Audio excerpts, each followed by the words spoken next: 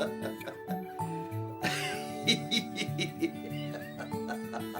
have to remind me. Yeah. Oh, first role was a Pirates of Penzance. And I played one of these little Italian Muppets who was so small they couldn't see me. And somebody went, "Hey, Sivarachi, I love you very much." And I fell off the stage, hit a drum. They gave me a biscuit with cream in the middle, which was a custard cream. And because of that, I thought, if all actors get custard creams, that's the business I like. I could smell the grease paint after that and the custard creams, but that's what I loved. And somehow or other, I tricked my way into the business, not knowing what I was in, except for it just looked to me like a lot of fun, loads of tea breaks and loads of biscuits and cream cakes. What were your thoughts when you were doing Reminiscent? Well, first of all, I was delighted to be asked to do it. And I remember I was asked, could I play an old man and come as I am? So that was easy. And just wear some glad rags, turn up on the day. And somehow or other, working with the crew, with Adam and Thomas, and with Patricia, and all the people involved, Todd and everyone around the scenes, was fantastic. Beautiful days filming, beautiful location, and an amazing little film to do because it meant something. And I just felt lucky to be there, lucky to be working, and lucky to be with the people I was with. It's all about teamwork to me, and that was Reminiscence, meant more than that. I could go on and on about it, but you know. Throughout your career, what would you say has been your favourite role? Oh, there's a number of them. You couldn't pick one because they all have different stories.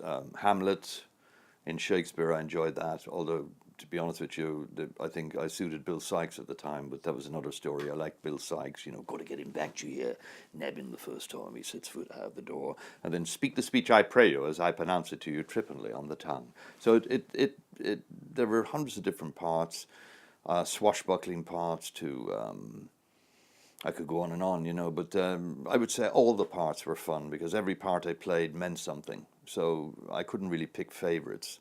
I don't think that's not me to pick a favourite. But if you ask me favourite movies, then I would have to say like The Good, the Bad, and the Ugly, or Oliver, and things like that. And saying, "Oh, I wouldn't have minded being in that one. Oh, it's great, isn't it? This is the life, you know." So, oh, and love people I've worked with as well, you know. So everyone from being with Norman Wisdom to Connery to all the gang, you know, Richard Harris, whatever. But that's it, really.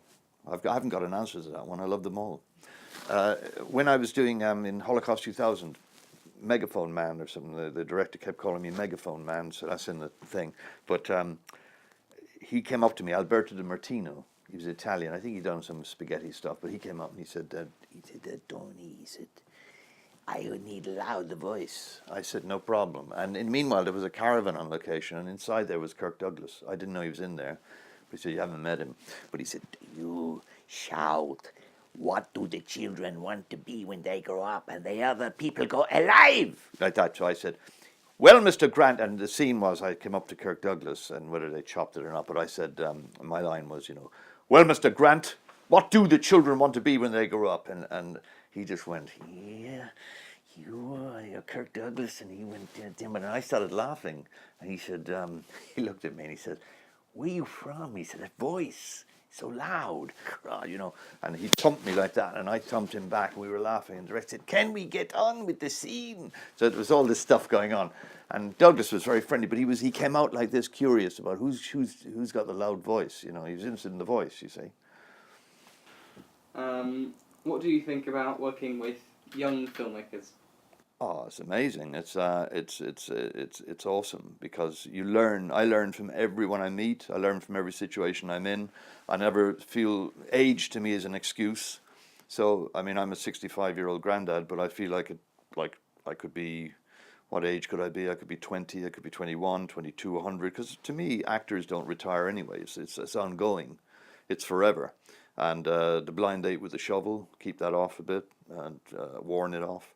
And in the meantime, working with young people there's always something new. And there's always, you know, whether a person's very young or old, wisdom comes from the mindset. So I love working with young people.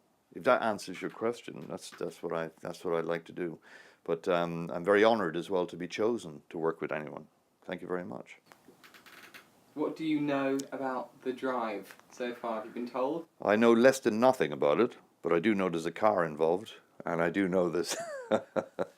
I do know it's going to be great, because if there's anything to go by the last film, then there's a couple of geniuses working on it that will definitely have surprises. I like to be surprised, and at the moment I'm surprised I was chosen. And the second part is it sounds fantastic. It's some sort of intimate story about a father and son that I've looked at, and but script-wise, I haven't received that yet. And if I can't read, I'll rip it up. And I'm looking forward to it. I'm really excited, actually. In fact, the less I know, the more excited I am. Does that make sense? Yes. Thank you very much, Tony, and well, we'll look forward to filming with you next year. I more than look forward to it. I'm very honoured you even asked me the questions, and even if I can't answer them, I'm excited to be here. So I thank thee very much indeed. Parting is such sweet sorrow that I should say goodbye to Lippy Morrow.